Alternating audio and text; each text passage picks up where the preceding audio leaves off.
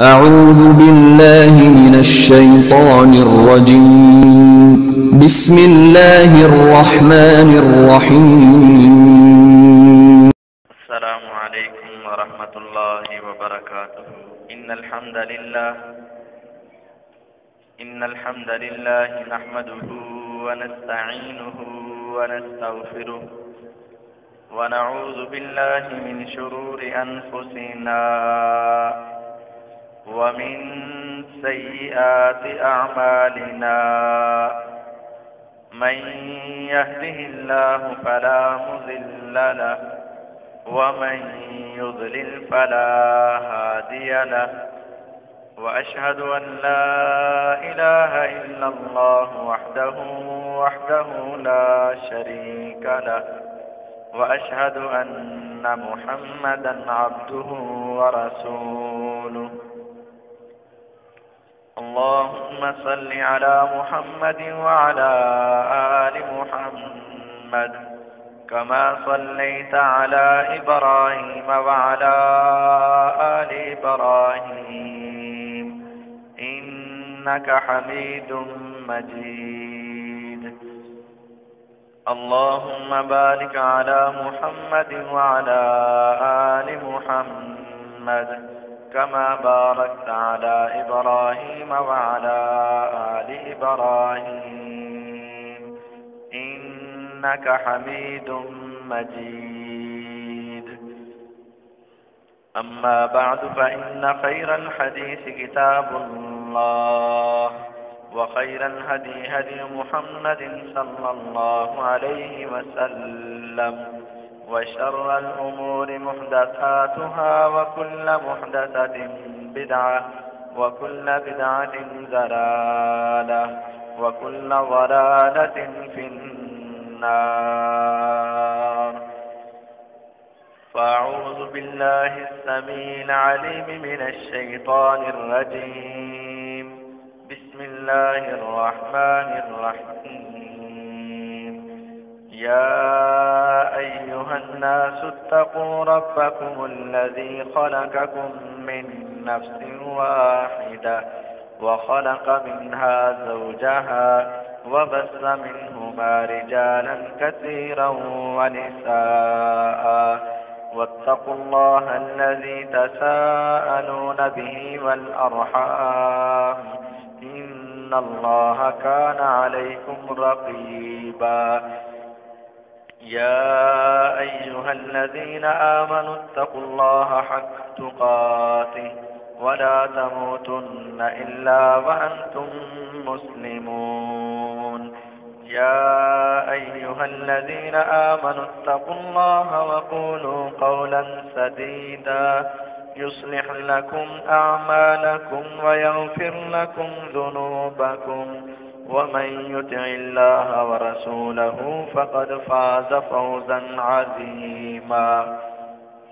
وقال الله تبارك وتعالى في مقام آخر محمد رسول الله والذين معه أشداء على الكفار رحماء بينهم تراهم ركعا سجدا يبتغون فضلا من الله ورضوانا سيماهم في وجوههم من أثر السجود ذلك مثلهم في التوراة ومثلهم في الإنجيل وقال النبي صلى الله عليه وسلم لو كان بعدي نبي لكان عمر بن الخطاب رضي الله تعالى عنه أو كما قال النبي صلى الله عليه وسلم وقال عبد الله بن مسعود رضي الله تعالى عنه ما زلنا أعزة منذ أسلم عمر بن الخطاب رضي الله تعالى عنه ہر قسم کی حمد و ثنا تعریفات تقدیسات تمجیدات و تحلیلات اللہ خالق کائنات مالک ارض و سما کے لیے ہے اور درود و سلام نبی دو جہاں سرور کون و مکان احمد مجتبی حضرت محمد الرسول اللہ صلی اللہ علیہ وسلم کی ذات بابرکات کے لیے ہے۔ مختصر حمد و صلات کے بعد معزز سامعین کرام، آج کے اس خطبہ جمعۃ المبارک میں جو عنوان آپ حضرات کے گوش گزار کرنے کا ارادہ ہے اس کا تعلق ہے سیدنا عمر بن الخطاب رضی اللہ تعالی عنہ کے ساتھ، جو کہ امام عمر رضی اللہ تعالی عنہ مسلمانوں کے خلیفہ ثانی تھے، رسول اکرم صلی اللہ علیہ وسلم کے سسر تھے، علی المرتضی رضی اللہ تعالی عنہ کے داماد تھے، مسجد نبوی کے اندر شہادت پانے والے اور 22 لاکھ مربع میل پر مسلمانوں پر حکمرانی کرنے والے عظیم جرنیل عمر ابن خطاب رضی اللہ تعالی عنہ ہیں۔ اسلامی تاریخ کے اندر یہ بات برحق ہے کہ ثواب، اجر،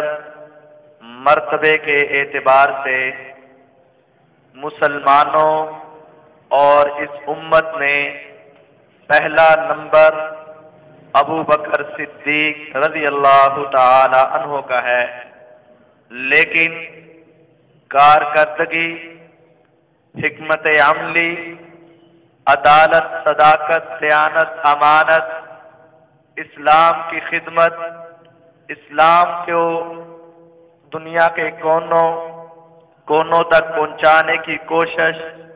اور قرآن و سنت کی تبلیغ میں عمر ابن خطاب رضی اللہ تعالی عنہ ابو بکر صدیق رضی اللہ تعالی عنہ سے بڑھ کر ہیں۔ نبی کریم صلی اللہ علیہ وسلم نے اپنے 20 ارشادات اور فرامین میں اس عظیم ہستی کا تذکرہ کیا، اپنی خوابوں کے اندر ان کو دیکھا اور قرآن کی تفاسیر میں ان کو پایا، اور یہ بات برحق ہے کہ قرآن مجید کی تفسیر اس وقت تک مکمل نہیں ہوتی جب تک عمر ابن خطاب رضی اللہ تعالی عنہ کی سیرت کو نہیں دیکھا جاتا، اور پیارے پیغمبر علیہ الصلوۃ والسلام کے فرامین کی تفسیر اور وضاحت بھی اس وقت تک نہیں ہوتی جب تک عمر ابن خطاب رضی اللہ تعالی عنہ کو شامل نہیں کیا جاتا۔ یہی وجہ ہے کہ پیارے پیغمبر علیہ الصلوۃ والسلام نے اپنے اکثر فرامین میں عمر ابن خطاب رضی اللہ تعالی عنہ کو واضح 2 ٹوک الفاظ میں جنت کا مہمان اور جنت کا حقدار ٹھہرایا ہے۔ نبی کریم صلی اللہ علیہ وسلم ایک مرتبہ مدینے کے اندر احد پہاڑ کے اوپر چڑھے، اور منظر یہ تھا کہ آپ کے ساتھ ابو بکر صدیق رضی اللہ تعالی عنہ، عمر فاروق رضی اللہ تعالی عنہ، عثمان غنی رضی اللہ تعالی عنہ بھی تھے۔ جب یہ 4 شخصیتیں احد پہاڑ کے اوپر جلوہ افروز ہوتی ہیں، حدیث صحیح بخاری کے اندر موجود ہے کہ احد پہاڑ محبت کے ساتھ، خوشی کے ساتھ اور اپنی بہت بڑی عظمت کی وجہ سے جھوم جاتا ہے اور حرکت میں آ جاتا ہے، لیکن نبی کریم صلی اللہ علیہ وسلم کو یہ خطرہ محسوس ہوا کہ شاید اس کے جھومنے کی وجہ سے ہماری کوئی پریشانی کا سبب نہ بن جائے۔ آپ نے اپنی ایڑی احد پہاڑ کو ماری اور مخاطب ہو کر فرمایا اسبت احد، احد پہاڑ ٹھہر جا، سکون کر اور سنبھل جا، فإن علیک نبی وصدیق وشہیدان، تجھے یاد ہونا چاہیے، تیرے علم میں ہونا چاہیے کہ تیرے اوپر کوئی عام شخصیت نہیں آئی، تیرے اوپر ایک نبی پیغمبر محمد الرسول اللہ صلی اللہ علیہ وسلم ہے، دوسرے صدیق ہیں اور دو شہید ہیں جو تیرے اوپر چڑھے ہیں، حرکت میں آ کر کہیں ان کو چوٹ نہ لگا دینا، کہیں ان کو گرا نہ دینا۔ ان کی شہادت کی گواہی محمد الرسول اللہ صلی اللہ علیہ وسلم نے دی ہے۔ اور پیارے پیغمبر علیہ الصلوۃ والسلام ایک مرتبہ خواب دیکھتے ہیں اور آپ کا طریقہ کار یہ تھا کہ صبح کی نماز پڑھاتے، نماز کے بعد اپنا رخ زیبا صحابہ کی طرف پھیرتے، صحابہ آپ کے چہرے کا دیدار کرتے، ذکر و اذکار سے فارغ ہوتے۔ اگر کسی صحابی نے کوئی خواب دیکھا ہوتا جو قابل تعبیر ہوتا، وہ آپ سے سناتے، آپ اس کی تعبیر فرماتے، اور بسا اوقات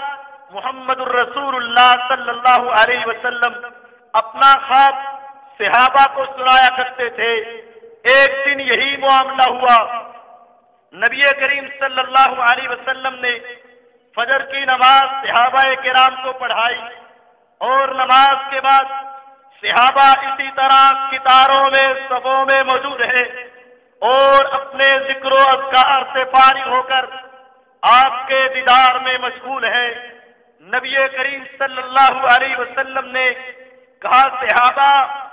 آج رات میں نے خواب دیکھا ہے۔ کہا پیارے پیغمبر علیہ الصلوۃ والسلام فرمائیے اور خواب سنائیے۔ کہا اذ ارید علی الناس، میں سویا ہوا تھا، مجھے خواب آیا، میرے اوپر لوگ پیش کیے گئے، لوگ آتے گئے گزرتے گئے، اور کیفیت یہ تھی کہ ان کے بدن کے اوپر کپڑے تھے، قمیصیں تھی، کوئی ایسا تھا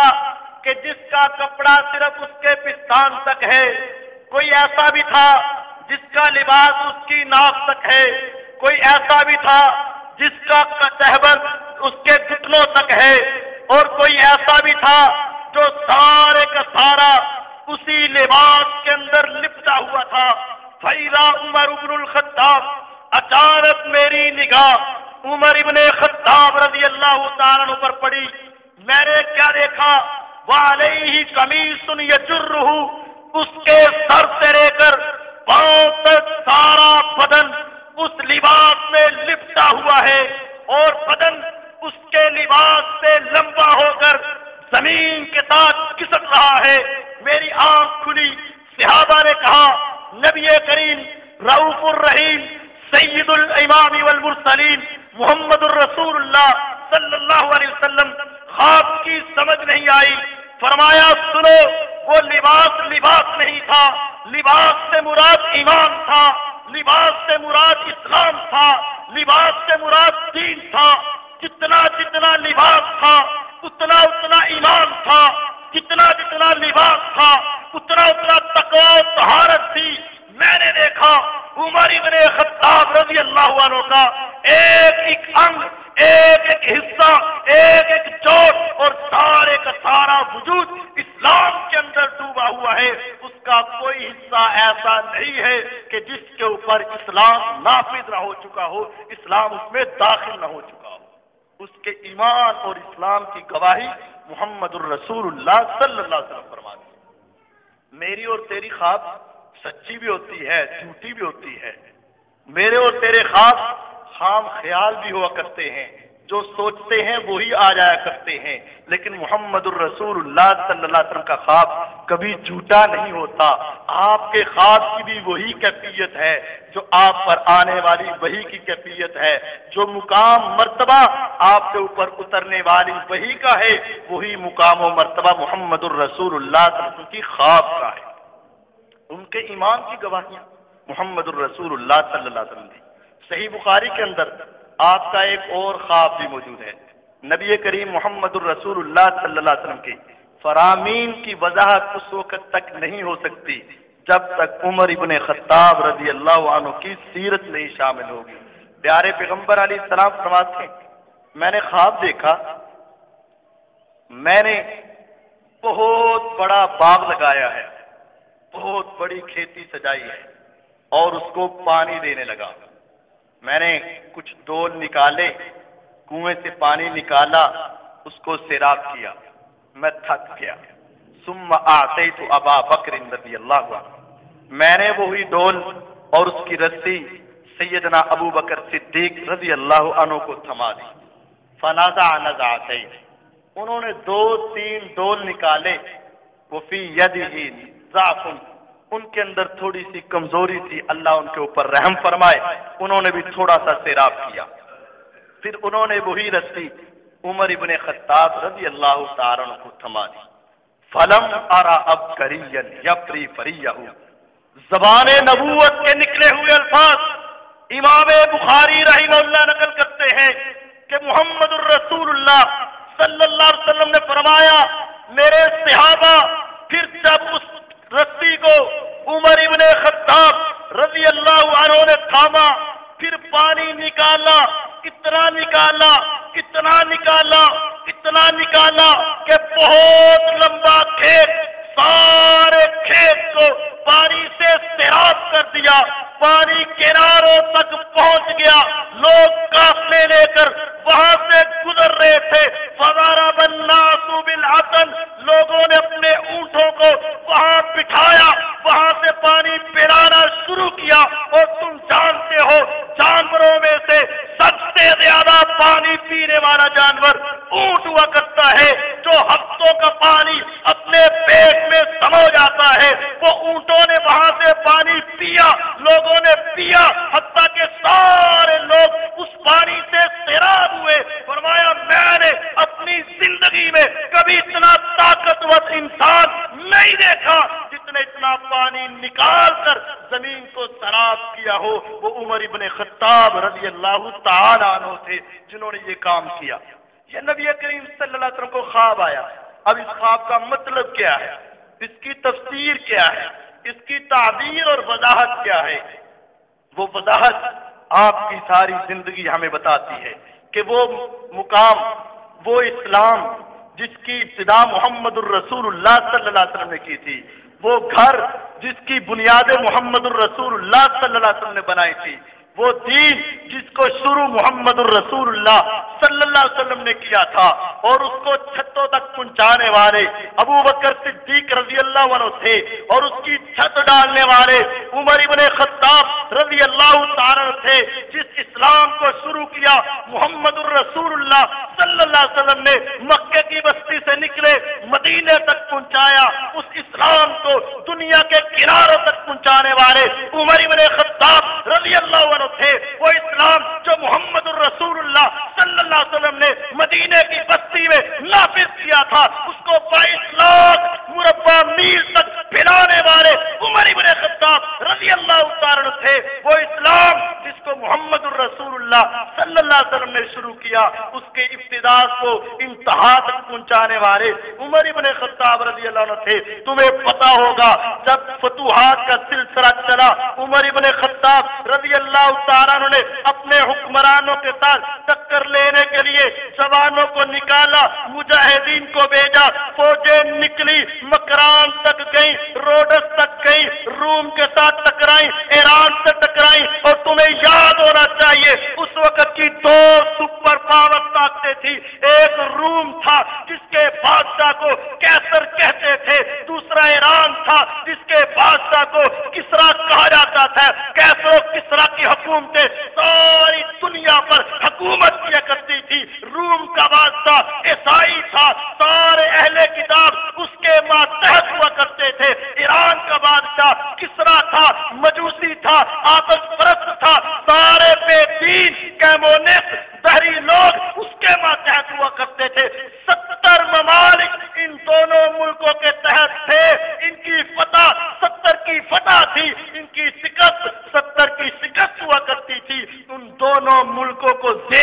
والے, इस्लाम के साथ टकरा कर उनको खत्म करने वाले उमर इब्ने खत्ताब रजी अल्लाह अन्हु थे. यही उस ख्वाब की ताबीर है मोहम्मद रसूलुल्लाह सल्लल्लाहु अलैहि वसल्लम ने देखी दुनिया के किनारों तक. जिस तरह वो सारी खेती को सिराब किया, उमर इब्ने खत्ताब रजी अल्लाह ने दीन का, इस्लाम का परचम सारी दुनिया तक लहरा दिया. प्यारे उमर इब्ने खत्ताब रजी अल्लाह तआला अन्हु, नबी करीम सल्लल्लाहु अलैहि वसल्लम की हदीस जामिअ तिर्मिज़ी के अंदर मौजूद है. सहाबाए किराम मस्जिद में और आप मस्जिद के दरवाजे से दाखिल हुए और अंदाज क्या है, एक आपका बाजू अबू बकर रजी अल्लाह तआला अन्हु पर है और एक उमर इब्ने खत्ताब रजी अल्लाह तआला अन्हु पर है. जिस तरह एक मोहब्बत के अंदाज में प्यारे पैगंबर अलैहिस्सलातु वस्सलाम तशरीफ लाए, सहाबा ने देखा तो मुस्कुरा दिए, मुस्कुराना ही था और कहा, आका आपको अल्लाह ने तो हुस्न और जमाल वैसे ही बढ़ा दिया है, खूबसूरती तो आपकी वैसे ही इंतहा को पहुंची है, लेकिन जो मंजर अब नजर आ रहा है कि आप भी हैं और आपके यारे खार भी हैं, आप भी हैं और आपके ससुर और दामाद दोनों ही हैं, और मंजर ऐसा है कि हमें देखकर आपको मुस्कुराहट हमारे चेहरों पर आ गई. नबी करीम सल्लल्लाहु अलैहि वसल्लम नातिके वही, आसमान के रब के हुक्म के साथ बोलने वाले ने ये ऐलान कर दिया, अगर तुम्हें ये मंजर दुनिया के अंदर पसंद आया है, सुन लो, रब्बे काबा की कसम है, जामिअ तिर्मिज़ी की हदीस है, फरमाया कल क़यामत का दिन होगा, जो मंजर तुमने आज देखा है, जब सारी दुनिया मैदाने महशर में जमा होगी, मैं मोहम्मद सल्लल्लाहु अलैहि वसल्लम इसी मंजर के साथ मैदाने महशर में पहुंचूंगा. दाएं मेरे अबू बकर रजी अल्लाह अन्हु होंगे, बाएं मेरे उमर इब्ने खत्ताब रजी अल्लाह तआला अन्हु होंगे. ये मंजर अल्लाह को भी बड़ा पसंद आया और इसकी ताबीर आप अब देख सकते हैं कि नबी करीम सल्लल्लाहु अलैहि वसल्लम ने फरमाया, अव्वलु मन तनशक्कु अन्हुल कब्र, मैं पहला हूं जिसकी कब्र सबसे पहले फटेगी. सुम्मा अबू बकरिन सुम्मा उमर इब्नुल खत्ताब रजी अल्लाह तआला अन्हुमा. जब सारी दुनिया पर क़यामत कायम होगी, सूर फूंका जाएगा, सबसे पहले कब्र से निकलने वाला मैं मोहम्मद सल्लल्लाहु अलैहि वसल्लम होऊंगा. मेरे बाद अबू बकर निकलेंगे, उसके बाद उमर इब्ने खत्ताब रजी अल्लाह तआला अन्हुमा निकलेंगे, और फिर वही मंजर होगा जो सहाबा ने दुनिया में देखा, वही मंजर आखिरत को पेश आएगा. और ये इस बात की बहुत बड़ी दलील है कि उमर इब्ने खत्ताब रजी अल्लाह तआला अन्हु मुसलमानों के दूसरे खलीफा है, अबू बकर रजी अल्लाह अन्हु पहले खलीफा है, और उम्मत के अंदर दूसरे नंबर पर अजीम हस्ती उमर इब्ने खत्ताब रजी अल्लाह तआला अन्हु की. और कुरान मजीद की तफासीर भी उस वक्त तक मुकम्मल नहीं होती जब तक उमर इब्ने खत्ताब रजी अल्लाह तआला अन्हु को शामिल न किए जाए. कुरान मजीद की तकरीबन 17 आयात ऐसी हैं कि जिनके नुज़ूल की वजह उमर रज़ी अल्लाह तआला की राय और ख्याल था. नबी करीम सल्लल्लाहु अलैहि वसल्लम की हदीस जामिअ तिर्मिज़ी में है, लौ काना बादी नबियुन लकाना उमर इब्नुल खत्ताब रज़ी अल्लाह तआला अन्हु. दुनिया के अंदर अल्लाह ताला ने अपने अंबिया का सिलसिला आदम अलैहिस्सलाम से जारी किया, मोहम्मदुर रसूलुल्लाह सल्लल्लाहु अलैहि वसल्लम तक खत्म किया. पैगंबर आए, अंबिया आए, रसूल आए, अल्लाह ताला ने बड़े भेजे. फरमाया हाँ, अगर इमानत, अदालत, सदाकत, शुजाअत, ये सारी चीजों को देखा जाए, अगर मेरे पास कोई नबी आना होता, चाहे दिल्ली, चाहे बुरूजी, चाहे तशरी, गैर तशरी, कोई किसी किस्म का पैगंबर इस दुनिया में आना होता, लकाना उमर इब्नुल खत्ताब. ऐसे गट्स है, ऐसी खुसूसियात है, ऐसी सिफात है, ऐसे इम्तियाजात है, ऐसी बातें, अगर मेरे बाद नबूवत का दरवाजा खुला रहता, मेरे बाद कोई पैगंबर आना होता, मेरे बाद किसी को रिसालत मिलनी होती, मेरे बाद किसी पर वही आनी होती, लकाना उमर इब्नुल खत्ताब. तो इस लायक थे उमर इब्ने खत्ताब रज़ी अल्लाह अन्हु कि अल्लाह इनको पैगंबर बना देता, लेकिन नबूवत का दरवाजा बंद है, अब मेरे बाद पैगंबर नहीं आएगा. फिर सही मुस्लिम में फरमाया, हाँ, पहले उम्मतों में कुछ लोग ऐसे हुआ करते थे कि जिनके दिलों में, जिनके ज़हनों में, जिनकी फिक्र में, जिनकी सोच में अल्लाह की तरफ से इल्हाम हुआ करता था, जो दिल में बात आती थी हक हुआ करती थी, जो ज़हन में ख्याल आता था सच हुआ करता था, जो जुबान पर कौल आया करता था अल्लाह की तरफ से इल्हाम हुआ करता था. हाँ, अगर ऐसा अजीम शख्स मेरी उम्मत में कोई मौजूद है तो उमर इब्नुल खत्ताब रज़ी अल्लाह अन्हु, वो उमर बिन खत्ताब रज़ी अल्लाह तआला. یہی وجہ ہے قرآن مجید کی 17 کے قریب آیات نبی کریم صلی اللہ علیہ وسلم کے پاس بار بار آئے، اللہ تعالیٰ نے وہ آیات نازل فرما دی۔ مشہور بات ہے، نبی کریم صلی اللہ علیہ وسلم عمرے کے لیے گئے، آپ نے وہاں صحابہ کرام کو بتایا یہ مقام ابراہیم، یہ وہ پتھر ہے جس کے اوپر ہمارے ابو الانبیاء جد الانبیاء ابراہیم علیہ السلام اس کے اوپر کھڑے ہو کر نا بیت اللہ کی تعمیر کیا کرتے تھے۔ عمر ابن خطاب رضی اللہ عنہ نے فرمایا آقا میرا دل یہ چاہتا ہے کہ ان کی یاد کو دہرانے کے لیے اس مقام ابراہیم کے پیچھے 2 رکعت نفل پڑھا کریں۔ اور پیارے پیغمبر علیہ السلام اپنی مرضی سے مسئلہ نہیں بتاتے، اپنی طرف سے کوئی دین میں بات نہیں کہتے، ہم تو اپنے پاس سے جتنے مرضی فتوے مسئلے ساری باتیں بتا دیں، باوجود پیغمبر رسول نبی اللہ کے حبیب ہونے کے فرمایا عمر رضی اللہ تعالیٰ عنہ تیری خواہش، تیری محبت، تیری چاہت، تیری الفت اپنی جگہ پر ہے، لیکن ابھی اللہ کی طرف سے حکم نہیں آیا، میں مسلمانوں پر لازم نہیں کر سکتا۔ ادھر سے بات ہو رہی ہے، ادھر آسمان کے رب نے فرمایا جبریل جاؤ فرماؤ واتخذوا من مقام ابراہیم مصلی، جو بات ابو عمر رضی اللہ عنہ فرما رہے ہیں آج کے بعد اعلان کر دو، دنیا کے کونے کونے سے آنے والا، روپیہ پیسہ خرچ کرنے والا، محنت مشقت سے آنے والا، دنیا کے دور دراز سے آنے والا، اس وقت تک اس کا عمرہ، اس وقت تک اس کا حج، اس وقت تک اس کی محنت، اس وقت تک اس کی ساری کاوش پایا تکمیل تک نہیں پہنچتی جب تک عمر رضی اللہ تعالیٰ کی بات کے اوپر پہرا دیتے ہوئے مقام ابراہیم کے پیچھے 2 رکعت نہیں پڑے گا، اس وقت تک یہ ساری باتیں مکمل نہیں ہوں گی۔ عمر ابن خطاب رضی اللہ تعالیٰ عنہ آئے اللہ کے نبی صلی اللہ علیہ وسلم میرا دل یہ چاہتا ہے، یہ مسلمان عورتیں ہیں، شرم و حیا ان میں ہے، آنکھیں بھی حیا والی دل بھی حیا والے، ایسی نازیبہ حرکات نہیں کرتی، لیکن میرا دل یہ چاہتا ہے مدینے کے اندر منافق بھی ہیں، یہودی بھی ہیں، عیسائی بھی ہیں، کچھ گندے لوگ بھی ہیں، میں نہیں پسند کرتا مسلمان عورتوں کے چہروں پر ان کی گندی نگاہیں پڑے، مسلمان عورتوں کے بدن پر ان کی گندی نگاہیں پڑے۔ اے محمد الرسول اللہ صلی اللہ علیہ وسلم آپ اپنی ازواج مطہرات کو، اپنی بیٹیوں کو، اپنی بیویوں کو، مسلمان عورتوں کو حکم دیجئے کہ اپنے جسم کے اوپر لمبی لمبی اوڑھیاں چڑھا رہے۔ میرا یہ دل چاہتا ہے جواب وہی آیا محمد الرسول اللہ صلی اللہ علیہ وسلم کا، عمر تیری بات ٹھیک ہے، تیری سوچ ٹھیک ہے، تیری فکر ٹھیک ہے، تیرا انداز ٹھیک ہے، تیرا نظریہ ٹھیک ہے، لیکن بات یہ میں محمد صلی اللہ علیہ وسلم اپنی مرضی سے اسلام میں کوئی بات نہیں کہہ سکتا جب تک رب کی طرف سے حکم نہیں آئے گا، میں کیسے ان کے اوپر پابندی لگا دوں۔ عمر رضی اللہ عنہ واپس جاتے، آسمان کے رب کی طرف سے قرآن نازل ہوتا ہے، فرمایا یا ایھا النبی کل ازواجک و بناتک و نساء المؤمنین،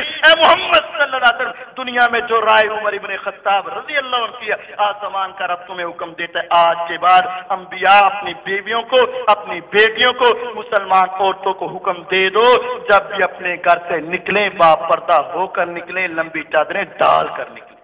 کئی آیات عمر ابن خطاب رضی اللہ عنہ کے کہنے۔ اسی طرح قرآن مجید میں ہے مثلہم فی التوراۃ ومثلہم فی الانجیل، ان کی مثالیں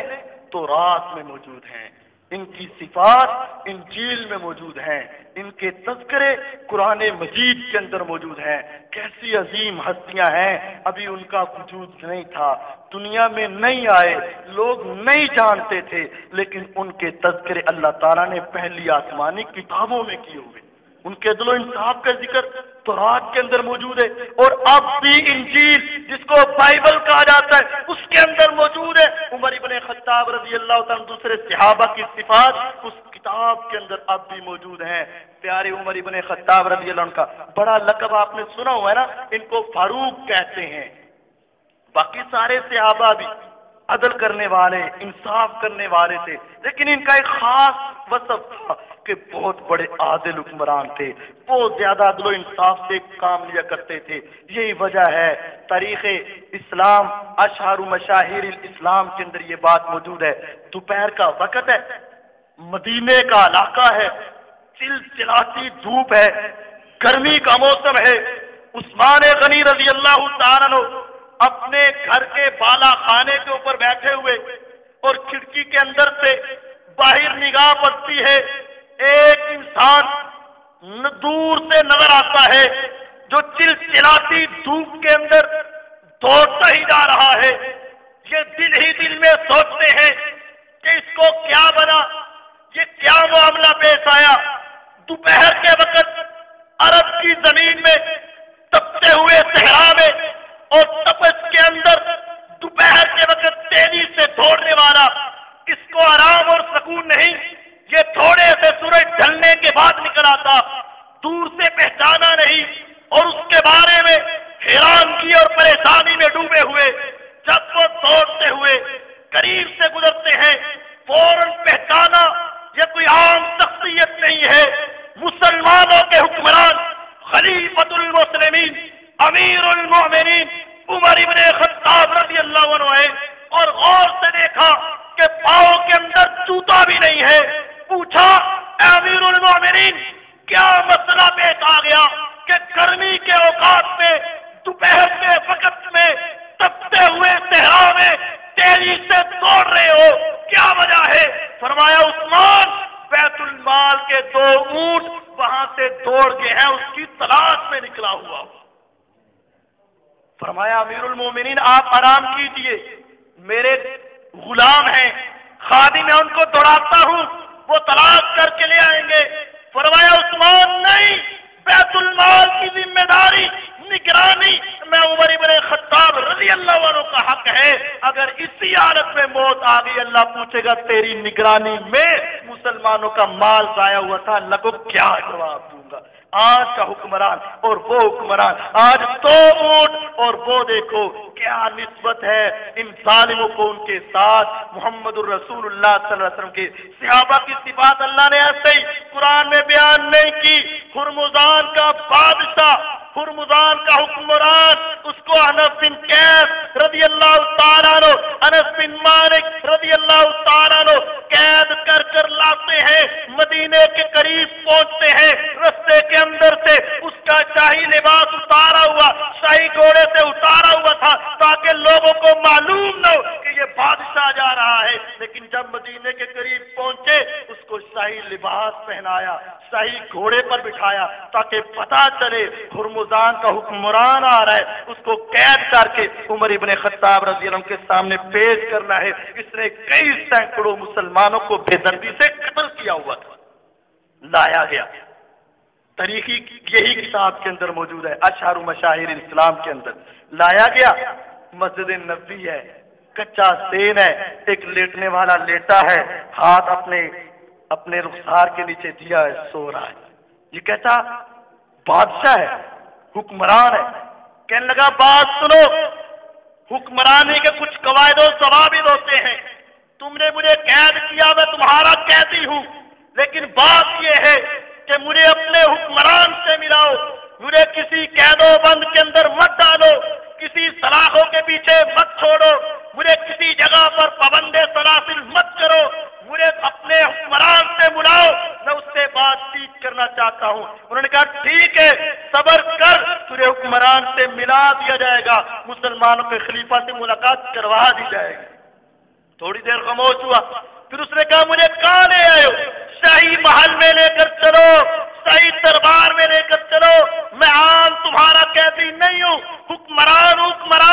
مجھے اپنے حکمران سے ملاقات کرواؤ، میں نے تمہارے کسی کے ساتھ بات نہیں کرنی۔ دوبارہ بات کی، اس کو خاموش کروایا۔ تیسری مرتبہ جب اس نے بات کی، انہوں نے فرمایا ہاں، جس کے ساتھ تو نے ملنا ہے وہ مسلمانوں کا حکمران یہ سو رہا ہے، جب بیدار ہوگا تیرے ساتھ بات کروا دیں گے۔ جب یہ سنا کہ یہ مسلمانوں کا حکمران ہے، چوک اٹھا، عدل تھا فنیم تھا، رب کعبہ کی قسم، عمر تو نے دنیا میں عدل و انصاف قائم کیا، تجھے آرام کی نیند، سکون کی نیند مل گئی۔ ہمارے لیے بہترین محلات، بہترین مخملی قلیل، ہمارے لیے ریشم کے لباس ہیں، سوتے ہیں تو ساری رات ایسے ہی گزر جاتی ہے، ہمیں نیند نہیں آتی۔ عدل تھا فنیم تھا، تو نے عدل کیا، تو آرام کی نیند سویا۔ آواز بلند ہوئی، عمر ابن خطاب رضی اللہ عنہ بیدار ہوئے۔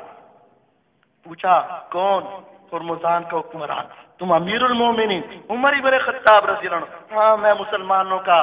بہت ادنا سا خادم امیر المومنین عمر ابن خطاب رضی اللہ عنہ۔ کہنے لگا مجھے پانی پینے کی حاجت ہے۔ اور مسلمانوں کا اسلام اتنا عظیم ہے، قیدی ہو دشمن ہو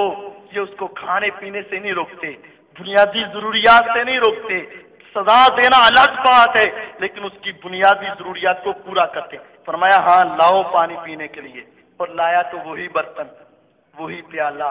جس میں امیر المومنین پیا کرتے ہیں، مٹی کا پیالہ ہے، چھوٹا سا ہے، اور اس کو دیکھ کر اس نے کہا حکمران کے لیے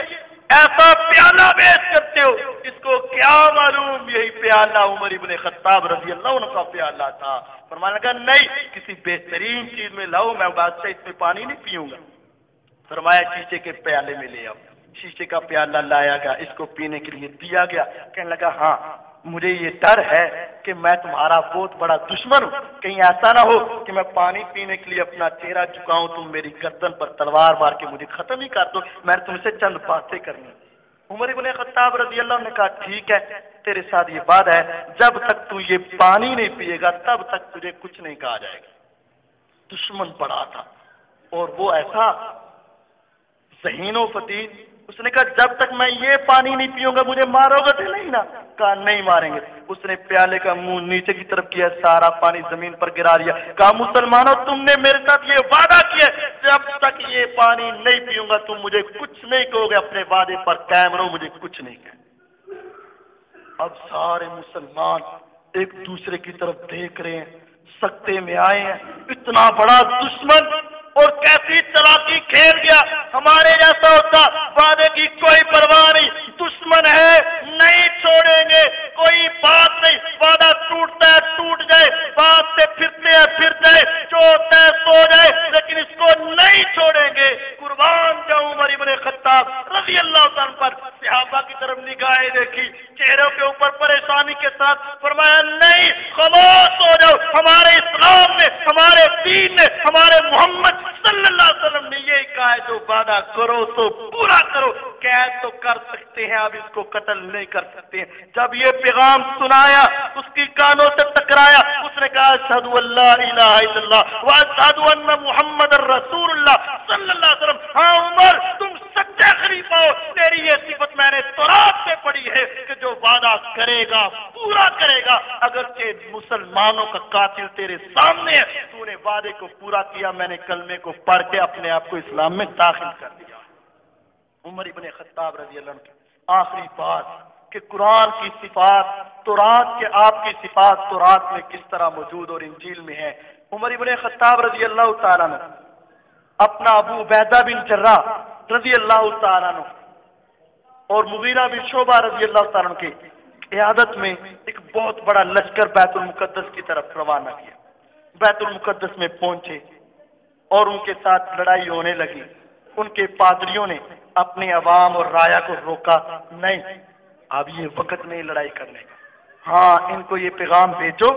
تمہارا امیر آئے، تمہارا حکمران آئے، ہم دیکھیں گے اگر اس کی صفات ہماری تورات جیسی ہوں گی تو چابیاں خود بخود ہی پکڑا دیں گے۔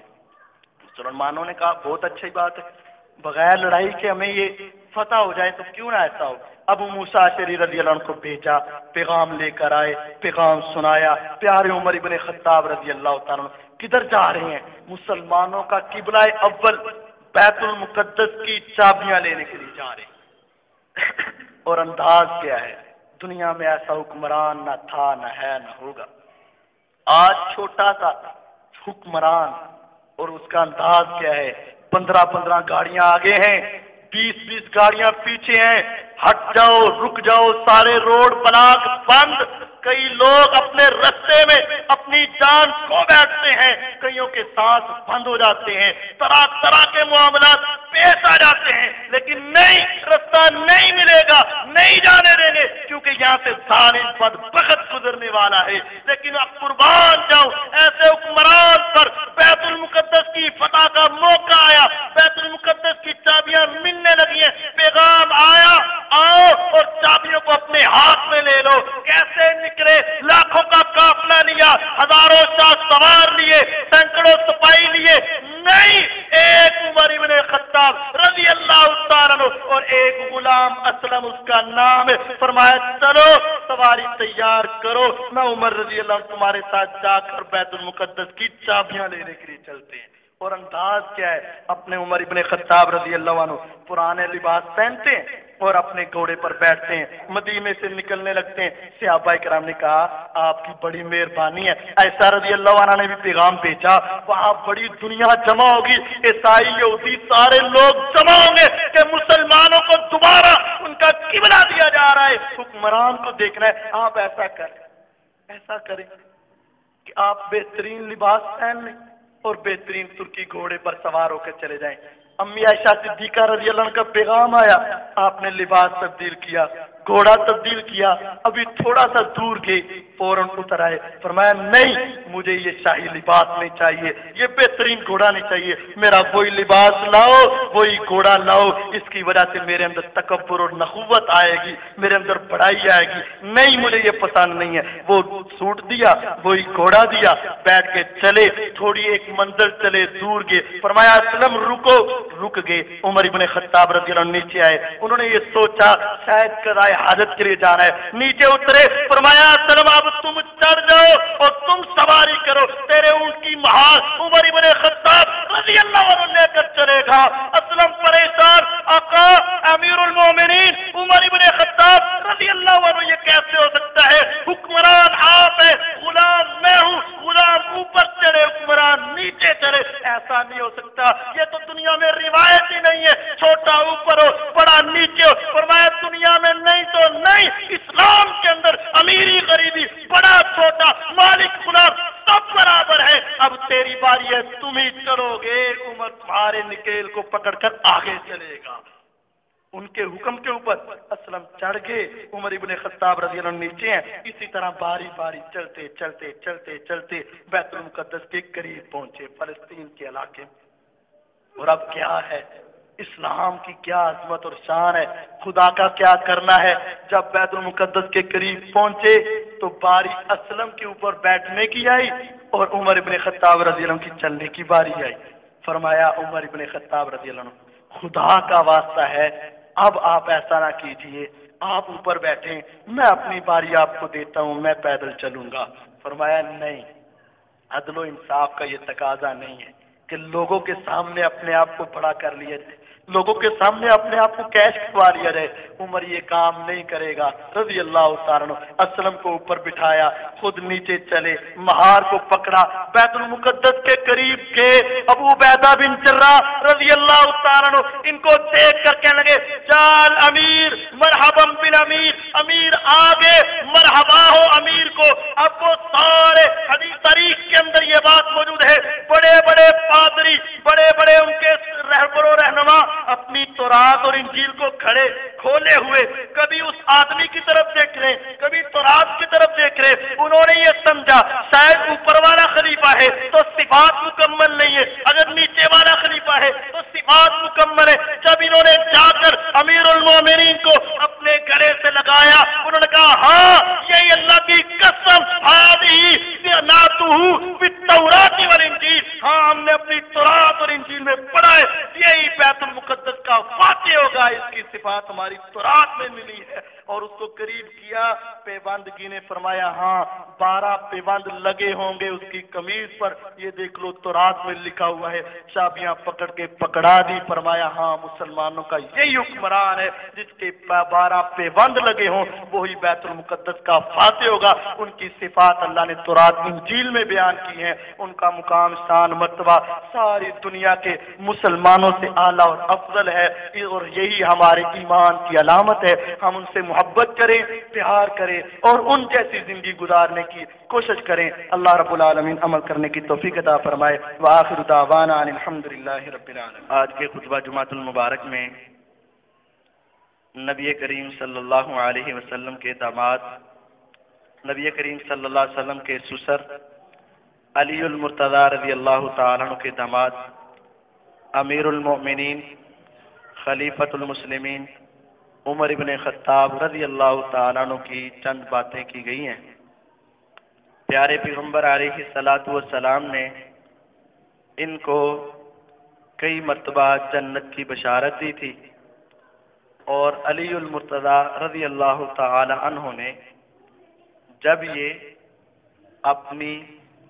میت والی چارپائی پر کفن کے اندر تھے تو وہاں آ کر ایک تاریخی جملہ ارشاد فرمایا تھا، اور یہ بات شیعہ حضرات کی کتاب میں بھی موجود ہے۔ علی رضی اللہ تعالیٰ عنہ کہا کرتے تھے ما علی وجہ الارض احد، کہ روئے زمین پر